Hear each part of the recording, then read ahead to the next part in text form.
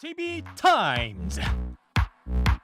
네, 시선 집중의 문을 여는 JB타임즈 더 막내 작가와 함께합니다. 어서 오세요. 네, 안녕하세요. 더막갑니다. 네. 네, 뉴스와 분석이 함께하는 JB타임즈. 오늘도 삐딱 선 정신에 입각해서 주요 뉴스를 챙겨드리겠습니다. 네. 저희가 지금 유튜브로도 함께 하실 수가 있는데요. 벌써 많은 분들이 인사를 좀 전해주고 계세요. 네. 이상빈님, 언제나 반가운 JB타임. 저에게 정치가 무엇인지 알려주는 시간입니다. 어유 고맙습니다. 종배영님 감사해요 네. 해주셨고요. 이상영님. 이상 형제들이 오늘 들어오셨네. 종배님 나의 하루 활력소 2시간 찜합니다 해주셨는데요. 네. 감사합니다. 이 시간 많이 들어주시고요. 유튜브로 들어오신 분들은 네. 좋아요 꼭 구독 꼭 눌러주시고 많이 소통해주세요. 네. AS타임 갈까요? 그러시죠. 어제 저희가 이태규 국민의당 사무총장과 인터뷰를 했습니다. 네. 합당.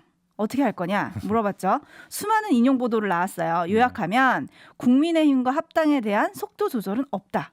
우리는 우리대로 절차를 밟고 있고 민심을 다 들은 다음에 당원 전체 의견을 묻는 설문조사도 필요할 것 같다. 네. 요거였어요. 예. 그랬더니 주호영 국민의힘 대표 권한대행 겸 원내대표도 반응을 했습니다. 예. 국민의당에서 당원들이 허락을 안 해서 합당을 안 하겠다고 하면 그것으로 더 이상 진행이 안 될 것이고 합당을 허락하면 논의되는 것이다.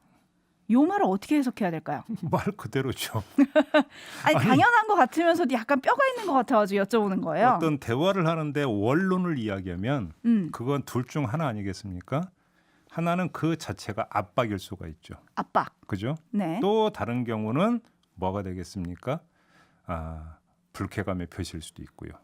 그렇지 않습니까? 니네가 그래? 이렇다면 뭐 이런 그래? 거? 그럼 알아서 해보세요. 그냥 우리는 그냥 지켜볼게. 그래서 오시면 그 받고 뭐 이런 것일 수도 있고 또 그러니까 뭐 원론을 앞세운 압박일 수도 있고 뭐 두 개 다일 수도 있죠, 사실은. 네, 알겠습니다. 네. 두 개 다.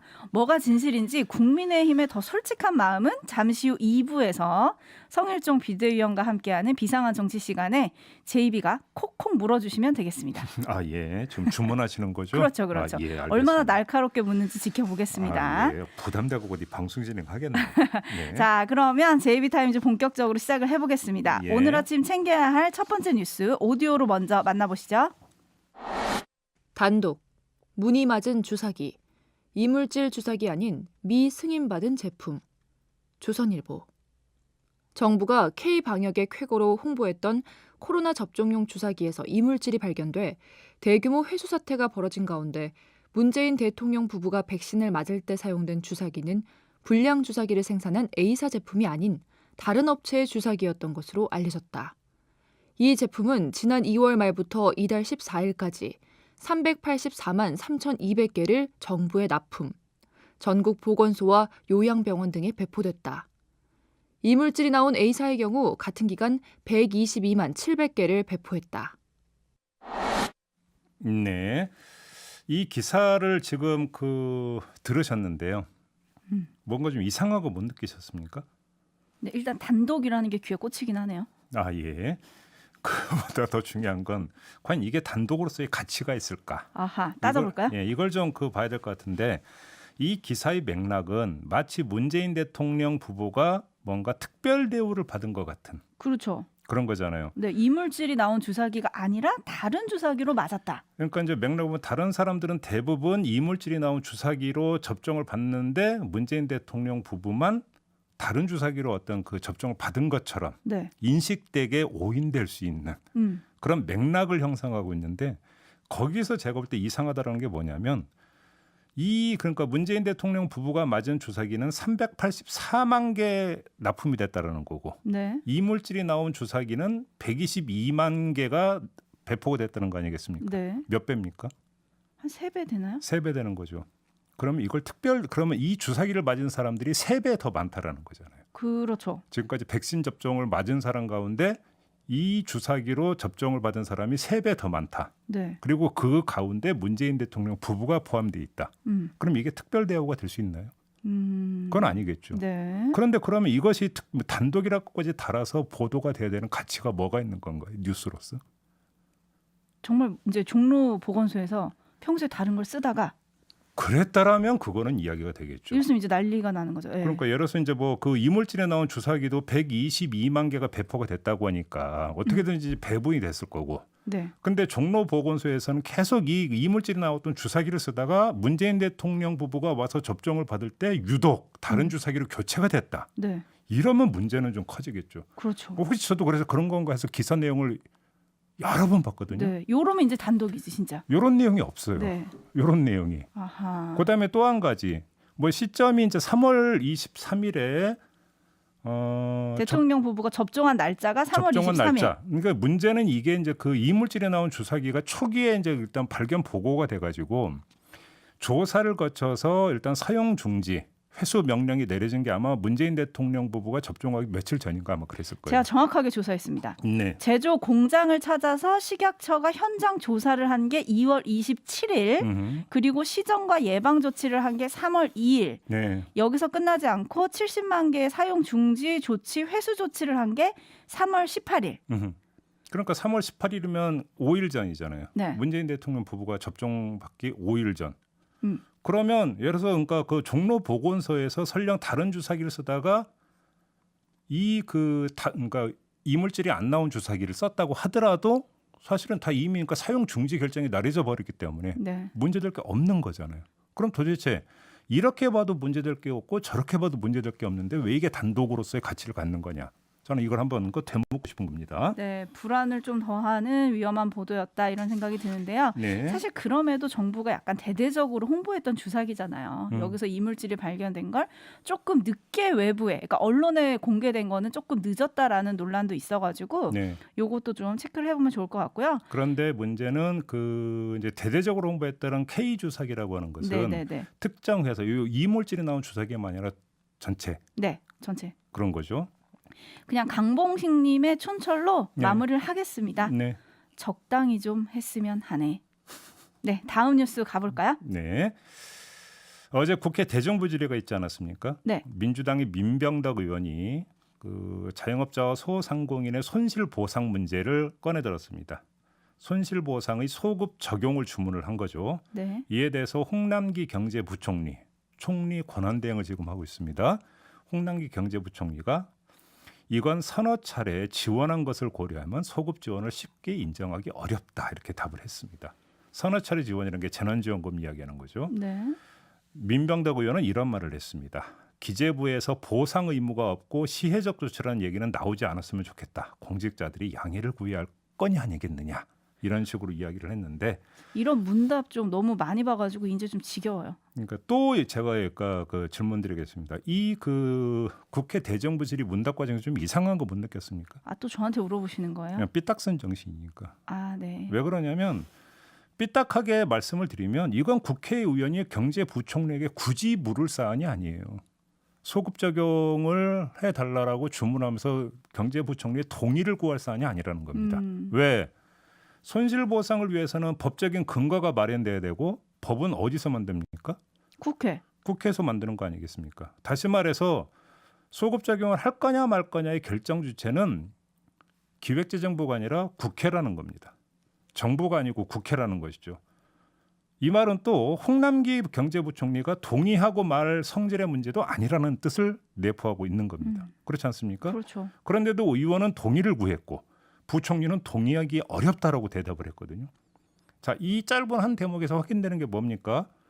국회의 입법권과 정부의 행정권 간의 상관관계가 어떻게 돼 있느냐. 최소한 돈 들어가는 문제에 대해서는 뭔가 뒤집혀 있다.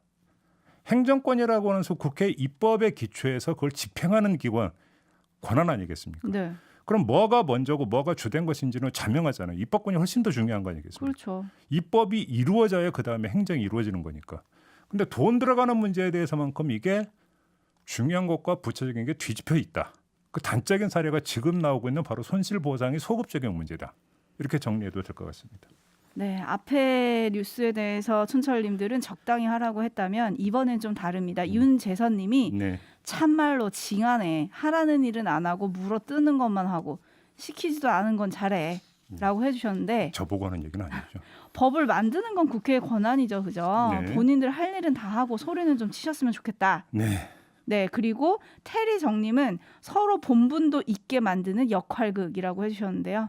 그렇죠. 국민들이 다 보고 있습니다. 대정부 질문은 계속 생중계가 되거든요. 네. 기억해 주셨으면 좋겠고, 자, 뉴스와 분석이 함께하는 JB타임즈 다음 챙겨볼 뉴스는 어떤 겁니까?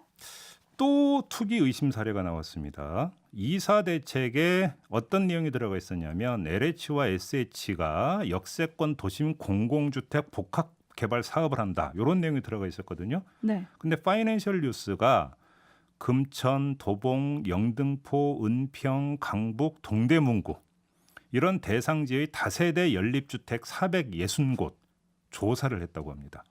그랬더니 10대와 20대 소유주가 35명 나왔다고 합니다.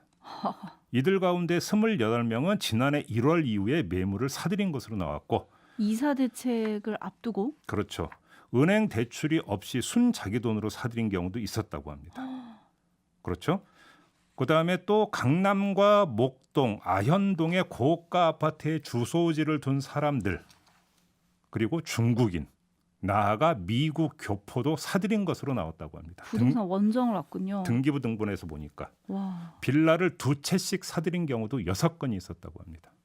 이걸 어떻게 해석을 해야 될까요? 정상적인 어떤 그 실거주 목적의 거래라고 볼 수 있을까요? 에이, 실거주 아니겠죠. 이렇게 보기는 힘들지 않겠습니까? 네. 근데 물론 시점상으로 놓고 본다면 이사 대책이 발표되기 전이었어요. 하지만 이 기사에서 그 환기시키고 있는 건 2018년부터 역세권 복합 개발 관련 이야기가 계속 꾸준히 나돌았다. 요 내용을 환기시키고 있더라고요. 10대, 20대가 집을 사고 네. 중국인도 오고 미국에서도 오고 네. 와, 도대체 투기의 끝이 어딜까요? 그러니까 그 끝을 헤아릴 수 있을지 솔직히 좀 의문인데 뭐 끝을 알 수 없으니까 이건 말하지 못하겠습니다. 다만 수사의 끝은 살펴야 되는 거 아니겠습니까? 네. LH 사태가 터진 다음에 대규모의 어떤 수사팀이 꾸려졌잖아요. 뭐 아직 진행 중이기 때문에 끝을 말할 단계는 아닌데 그래도 수사 진척 상황 중간 점검을 해봤더니 한마디로 영 좀 그렇다. 이런 말씀을 드려야 될 것 같은데 네. 홍남기 총리 권한대행이 그저께 발표한 내용이 있어요. 이걸 보면 지금까지 198건 868명을 내사 또는 수사를 했고 이 가운데 52명을 송치를 했고 6명을 구속을 했다고 밝혔습니다. 244억 규모의 부동산을 몰수 추징 보존 조치했다고 밝혔는데 이 숫자는 많은 걸까요? 적은 걸까요? 그러니까요. 제가 참고로 말씀드리면 네. 지금 수사팀이 합동으로 꾸려져 있잖아요. 네, 수사팀 규모는 1,560명입니다. 그러니까요. 그분들이 투입돼서 지금 현재까지 수사 상황이 6명 구속, 244억 몰수 추징. 근데 저희가 기억해야 되는 게 3월 2일 날 시민단체가 첫 기자회견을 했잖아요. 예, 그때 밝혔던 의혹을 제기한 명수만 해도 LH 직원 14명과 이들의 배우자와 가족이었어요. 그러니까요. 근데 거기서 아무튼 이제 그 사법 처리 대상으로 추린 게 52명이니까 네. 많다고 보기 좀 힘들겠죠. 그렇죠. 거기다 예. CKJ님이 LH 관련 수사 상황 투명하게 주기적으로 언론에 브리핑하시기 바랍니다. 해주셨고요. 네, 중에 좋은 지적입니다. 5595님이 월급 받아서 생활하는 저 같은 봉급쟁이는 평생 가도 그 나이에 어떻게 집을 마련할 수 있나요? 네. 더불어 컨트롤 타워님은 2030이 집 산 거는 대부분 부모 돈이겠죠. 그러니까 2030도 아니고 1020이라니까. 아 그러네요. 1020이네요. 예. 10대가 세뱃돈 모아서 빌라 살 수 있습니까? 넘어가겠습니다. 자괴감이 드는 아침입니다. 네. 자, JB타임즈 마지막으로 짚어볼 뉴스 오디오로 먼저 만나보겠습니다. 강남 고급 룸살롱에서 특수부 검사 3명에게 술접대를 했다는 김봉현 전 스타모빌리티 회장의 옥중 폭로. 검찰은 이 폭로가 사실이라고 결론 내면서도 술접대를 받은 현직 검사 3명 중 나이업 검사 1명만 재판에 넘겼습니다. 나머지 둘은 술자리에 머문 시간이 짧아서 처벌 기준 100만 원이 안 되는 96만 원어치 접대만 받았다는 황당한 계산법 때문입니다. 수사 결과 발표 이후 법무부 감찰관실이 술접대 의혹을 다시 검토하고 나섰습니다. 감찰을 진행해 본 결과 현재 3명 중에 기소된 검사를 포함해서 징계 혐의가 드러난 2명의 검사들에 대해서는 징계 절차를 착수하려 합니다. 조금 전에 이제 목소리가 박범계 법무부 장관의 목소리잖아요. 네. 어제 요 얘기 말고 또 하나 얘기했죠. 윤석열 전 검찰총장 이야기도 했어요. 네. 사직 전이라도 약속처럼 적어도 사과는 하는 것이 적절하지 않았을까 생각한다. 근데 하지 않았다. 장관으로서 상당히 유감이다. 이런 말을 했는데 약속이란 게 뭐냐면 국정감사장에서 이게 그 술 접대 받은 게 사실이라고 한다면 국민한테 사과한다라는 취지로 발언한 적이 있었거든요. 했죠. 근데 재임 중에 그러니까 술 접대를 받은 사실이 수사 결과로 나왔잖아요. 네. 그럼에도 불구하고 어떤 입장 표명도 없이 자리에서 물러났는데 그걸 두고 지금 상당히 유감이다. 이렇게 이야기를 한 거고요. 근데 장관으로서 상당히 유감이기 이전에 국민으로서도 상당히 유감이다. 왜냐하면 국민한테 했던 약속이잖아요. 그걸. 그렇죠. 근데 안 지킨 거잖아요. 네. 그러면 약속 파기를 받은 국민 입장에서도 유감일 수밖에 없는 거 아니겠습니까? 그렇죠. 일단 요 점 하나 제기를 하겠고요. 또 하나 중요한 점이 지금 박범계 법무장관의 오디오에서 나왔는데 3명의 검사 가운데 2명에 대해서만 징계를 한다고 그랬어요. 어제 MBC 뉴스데스크 보도에들은 면직 처분하기로 했다라고 네. 하는 건데 1명이 빠졌습니다. 한 명이 빠졌어요. 그래서 저는 처음에 일단 기소가 안 된 2명을 징계하고 기소된 1명을 일단 그 재판 결과 보고 하려나 저는 이렇게 생각했는데 그게 아니고 아니에요. 기소된 검사에다가 기소되지 않았고 술 접대 받은 사실은 감찰로 다시 확인돼 또 1명의 검사만 면직 처분하고 네. 나머지 1명은 그냥 없던 걸로 한다 이런 얘기가 되는 건데 네. 왜 그런가를 봤더니 어제 MBC 뉴스데스크의 보도 내용에 따르면 술 접대 받았다는 사실이 확인이 안 됐다라는 거잖아요. 그 한 명이 그렇죠. 네.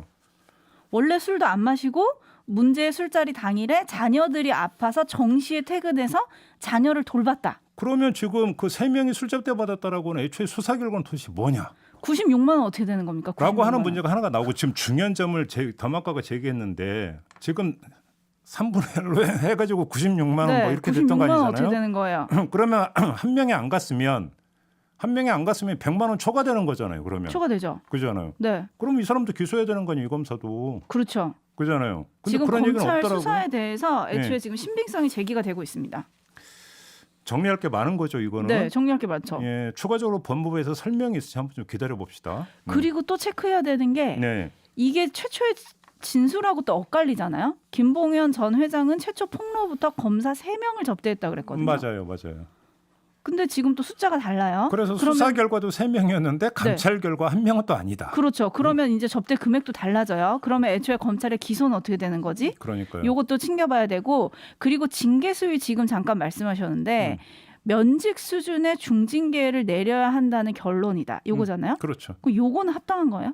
그러니까 지금 면직 수준이라고 한다면 상당히 센 징계라고 볼 수가 있겠죠. 네. 뭐 그렇죠. 해임 다음으로 강한 징계라고는 하던데. 그러니까요. 근데 일단 지금 이제 그 뉴스데스크의 보도니까 법무부의 공식 발표는 아니니까 네. 좀 기다려 보겠고. 근데 기다리면서 왜 1명이 빠졌는지 명확한 그럼 이게 그 된 건지 그럼 수사가 잘못됐다는 얘기인지. 네. 그리고 수사가 잘못됐다면 그러면 계산법 96만 원에서 플러스 알파는 얼마인지. 그러면 그 사람 또 그러면 기소 대상이 되는지 따져볼 게 상당히 많은 거죠. 네, 요렇게 따져볼 걸 남겨드리면서 네. 마무리하도록 하겠습니다. 네, 담화가 수고하셨습니다. 감사합니다.